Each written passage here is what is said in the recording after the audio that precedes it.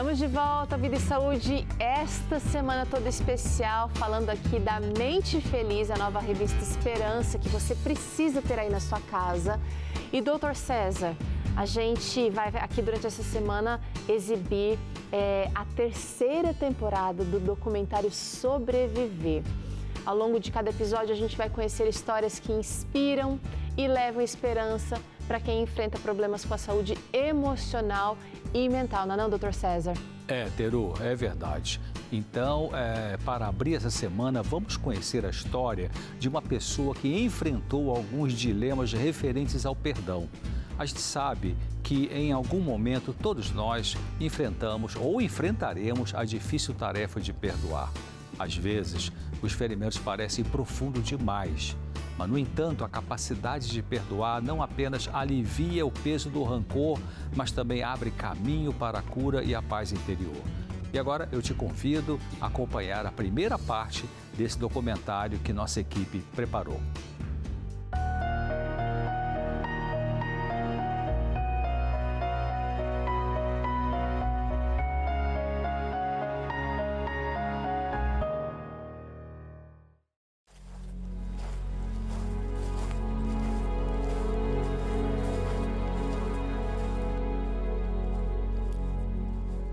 Nasci no ano de 95, na cidade de Paragominas, no Pará, onde fiquei até 1 ano e 8 meses. Minha mãe decide vir embora de lá porque, segundo ela não tinha um bom relacionamento com meu pai.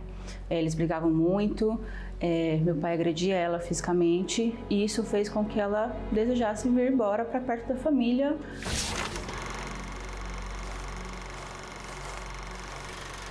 A mãe dela, os irmãos, todos os parentes dela moravam em Selvíria.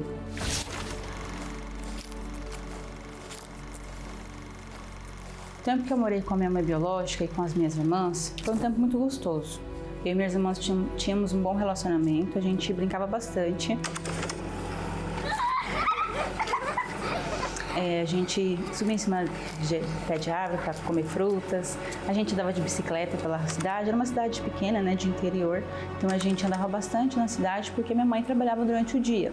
Então a gente ia para a escola na parte da manhã e na parte da tarde a gente ia brincar, a gente gostava muito de ficar na rua, então a gente brincava de esconde-esconde, de pega-pega, tínhamos bastante amigos, então a gente tinha um bom relacionamento. Quando minha mãe chegava, minha mãe fazia janta pra gente, a gente tinha um momento juntos, a gente conversava, a gente contava como foi o dia, a gente comia e ia dormir. Lembro que minha mãe às vezes também levava a gente para sair, para comer um lanche, para tomar um sorvete. Criança gosta bastante dessas coisas, então a gente tinha bastante esse momento com ela. Então, pelo que eu me lembro, né, nesse tempo de infância, eu e minhas irmãs e minha mãe, a gente tinha um bom relacionamento, a gente sempre que podia estava juntas ali para sair, fazer algo diferente.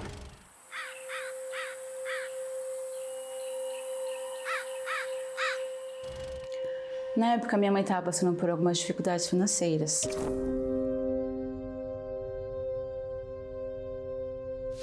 E ela pensou, né, na possibilidade de mandar eu e minha irmã para o Pará, para onde meu pai biológico mora, para que ele cuidasse da gente um pouco, já que nessa época ela estava enfrentando algumas dificuldades com 3 filhas, mãe solteira.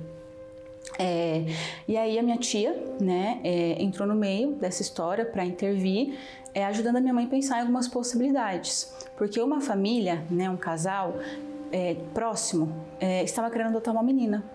Eles já tinham adotado um menino, né, porque eles não podiam ter filhos, e minha tia pensou nessa opção, né, falando para minha mãe da possibilidade, por que você não deixa a Kelly ir morar com esse casal?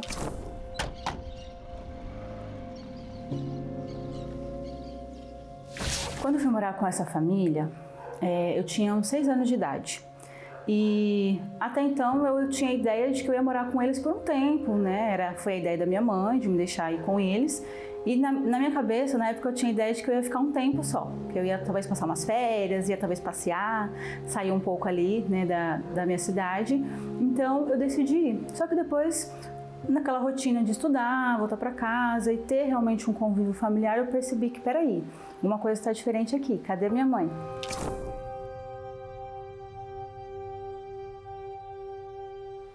E eu comecei a sentir muita falta dela, comecei a sentir muita falta da minha mãe, das minhas irmãs. E aí eu pedi para que eu retornasse para morar com a minha mãe, que eu queria voltar a morar com a minha mãe, que eu sentia muita saudade dela, sentia muita falta dela, que se eles poderiam me levar. E eles, de início, ficaram um pouco confusos, né, sobre essa decisão, porque eu acho que eles pensavam já que eu queria mesmo morar com eles, ficar com eles. Então, eles me levam de volta para morar com a minha mãe.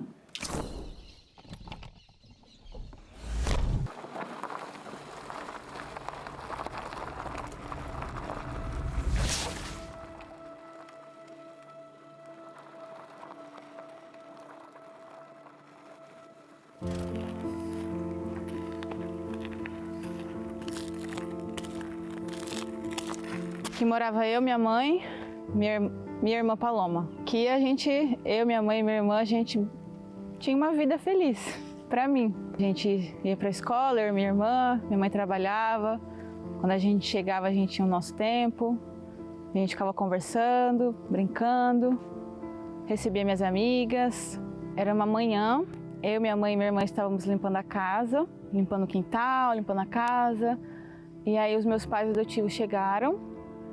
Aparentemente para me ver, né? Eu achei que era para me ver depois de alguns anos. E aí eles foram conversar com a minha mãe. E eu já fiquei com medo porque eu pensei, eles vão querer me levar. Mas tomara que minha mãe não deixe. E aí quando a minha mãe me chama de canto e fala, filha, eles vieram te buscar, a mãe não tá passando por alguns períodos fáceis agora, então a mãe vai deixar você ir morar com eles. Mas assim, agora é para você ir e para você não voltar mais. Isso na época eu tinha uns 11 anos, 10 para 11 anos. Confesso que naquele momento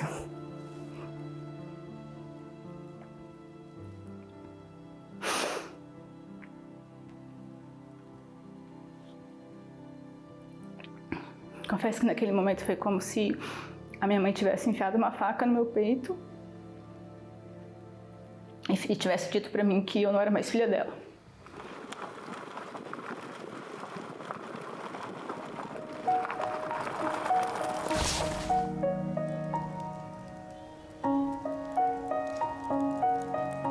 A primeira vez que eu cheguei aqui era uma casa diferente, né, pra mim. Tava morando com a minha mãe e com a minha irmã desde então.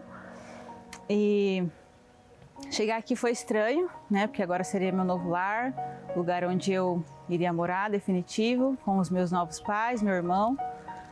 Então no início foi difícil, né, perceber que aqui agora que seria minha casa para sempre.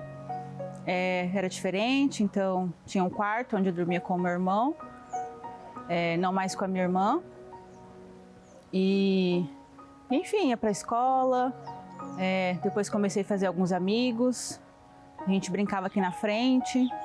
Eles sempre me trataram com muito carinho, com muita atenção, muito amor, cuidado, tudo que eu precisava. Me deram toda a assistência, questão de saúde, educação.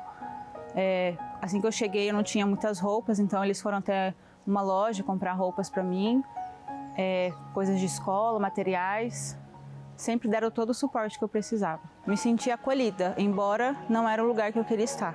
Eu queria estar com a minha mãe, com a minha irmã, mas me senti bem, sim, estando com eles. Então foi um processo muito difícil aceitar que agora eles eram meus novos pais. E até pela questão paterna também, né? Porque eu não tinha um pai, eu tinha só uma mãe.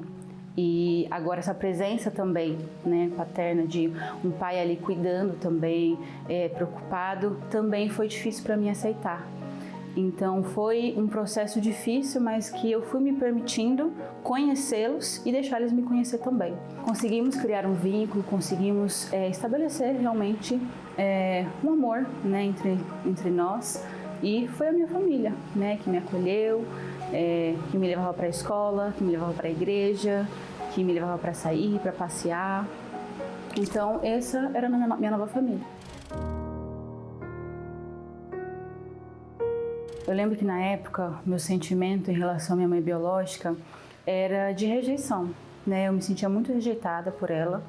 E isso me deixava muito triste, me deixava com muita raiva de entender por que ela deixou eu morar com essa família, por que ela não quis ficar comigo. Em relação ao meu pai biológico, eu continuava com muita raiva dele também, porque de certa forma eu culpava ele de tudo isso que está acontecendo comigo. eu pensava comigo, se ele tivesse sido um bom marido, se ele tivesse sido um bom pai, se ele tivesse sido homem suficiente para ficar com a minha mãe e assumir o que ele fez, né, um relacionamento, 2 filhas, nada disso teria acontecido comigo. E eu teria a minha família que eu sempre quis, meu pai, minha mãe, minhas irmãs. Então eu pensava sobre isso, de que ele era o culpado de tudo isso ter acontecido comigo. Porque se lá atrás tivesse sido diferente, já que ele era o meu pai biológico, eu não precisaria ter passado por esse processo de adoção, eu não precisaria ter passado por todo esse processo de angústia, de raiva, de rejeição em relação à minha mãe.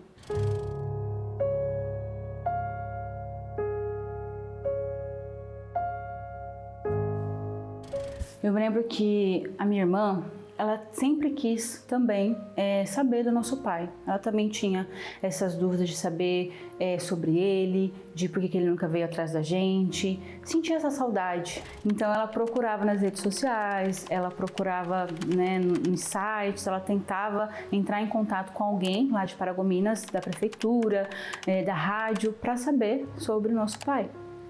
E ela consegue. E aí então ela me conta, né, toda eufórica, toda feliz e alegre, que esse pai queria conversar comigo. E aí eu pensei, ela tá louca, como assim, né? Que bom pra ela que ela encontrou o nosso pai. Mas eu não quero saber nada disso, né? Depois de 22 anos sem ter esse contato, sem saber, a minha irmã que teve que ir atrás dele, né? Ele nunca veio atrás da gente, ele quer falar comigo? Não quero falar com esse homem. E aí eu pedi pra ela, não passe meu contato, porque eu não quero falar com ele. Mas ela já tinha passado.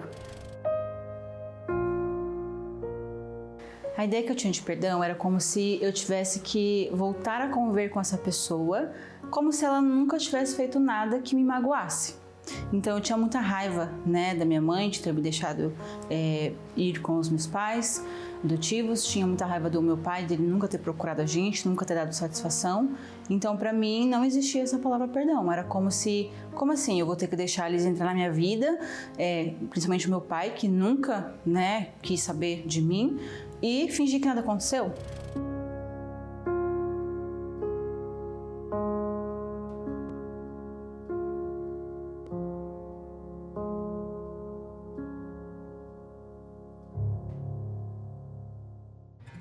Não é fácil encarar traumas que mexeram com a nossa, que inclusive contribuíram para a nossa formação, Dr. César. E a Kelly conta aqui com muita clareza, muita franqueza o que ela sentiu, mas muitas vezes a gente não consegue nomear esse sentimento. Quando ela fala que uma faca parece que entrou no coração dela e cortou, ela está falando que doeu muito. E ela fala com tanta que doeu na gente até, né? Sim. Aquela garotinha sendo agora transportada para um novo local. Falar sobre isso já é um começo, a gente ainda quero ver o desfecho dessa história, mas falar sobre isso já é um começo de tratamento? Sim, falar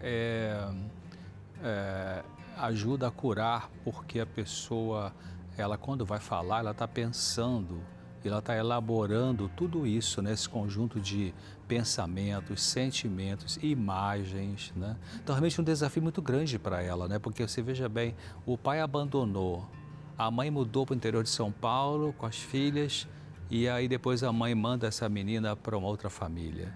Depois ela pede para voltar para casa, volta para casa e depois vai a família buscar de novo e tal. Ela queria ficar com a mãe, foi bem tratada pela família, como ela comentou, né? Mas ela queria ficar com a mãe e com a irmã porque é o que sobrou da família nuclear, né? Então, eu imagino que deve ter sido bastante doloroso realmente esse rompimento, né? Tanto da família quando o pai foi embora, um tipo de rompimento com a dor muito difícil, né? Às vezes a gente racionaliza, né? Porque a mãe pensou que estaria fazendo melhor na questão da sobrevivência, mas emoção também faz parte da nossa vivência. Sim, sim, é verdade. O que eu fiquei assim pensando, o que essa menina, essa moça levou, né, dentro dela, de ter que elaborar essas emoções, né? Fui rejeitada, será que minha mãe não me ama? Será que realmente eu não tenho valor? Né? Como é que eu vou lidar com essa saudade? Olha quanta coisa que ela levou para outra família, para outra casa, que tratou bem, graças a Deus, pelo menos aliviou um pouco aí, né? Essa situação. Mas isso às vezes demora para a pessoa conseguir elaborar. E falar é uma forma de começar a curar, né? Falar, pensar, chorar um pouco ali naquela situação, porque saúde mental tem a ver com várias coisas, mas uma delas é você expressa o sentimento, você fala e você experimenta o sentimento, né? Ela até usou uma comparação com a facada no peito ali, com que doía essa angústia, né, de que ela queria estar com a mãe. Então... Olha, essa história continua, a gente quer assistir junto com você o desfecho dela. Estamos falando sobre o perdão aqui e é claro que isso também precisa ser trabalhado no nosso coração. Quem é que a gente precisa perdoar nessa estrada? Quem é que a gente precisa reparar? Quem é que a gente precisa olhar de maneira diferente do que talvez você tenha olhado todos esses últimos meses, anos, semanas? Fique com a gente porque a gente vai trazer essa questão à tona aqui novamente. Você vai conhecer o desfecho da história da Kelly e você ainda vai ter a oportunidade de ver as suas dúvidas respondidas aqui. Você que está mandando para o nosso WhatsApp, Dr. César vai respondê-las, tá bom? Vida e Saúde volta já, não sai daí não.